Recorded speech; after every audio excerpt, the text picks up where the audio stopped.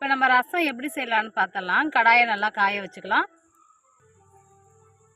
தேவையான அளவு எண்ணெயை ஊற்றிக்கிங்க.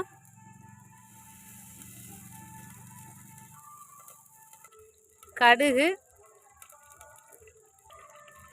கருவேப்பிலை போட்டுக்கலாம்.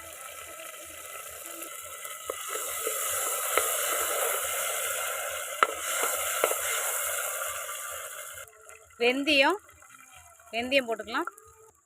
4 பச்சை மிளகாய் கட் பண்ணி போட்டுக்கலாம்.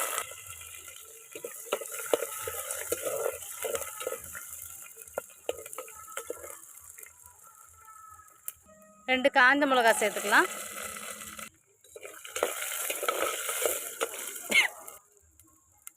மிளகு, சிறிய சீரகம், பூண்டை நசுக்கி வச்சுருக்கணும். நசுங்கின பிறகு அதை போட்டு ஃப்ரை பண்ணிடுங்க.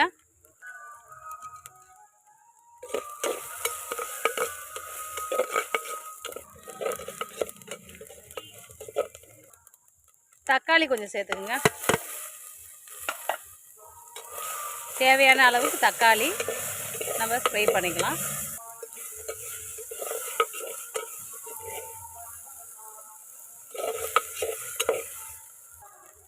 தேவையான அளவு புளி தண்ணி,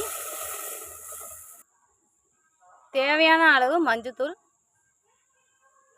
தேவையான அளவு உப்பு சேர்த்துக்குங்க.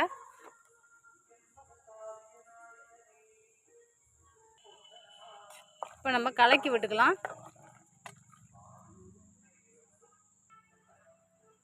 ரசம் ரெடி ஆகிடுச்சு. சின்ன சின்ன முட்டை முட்டையாக வருது பாருங்கள். பிம்பிள்ஸ் மாதிரி வருது, பபுள்ஸ் மாதிரி வருது.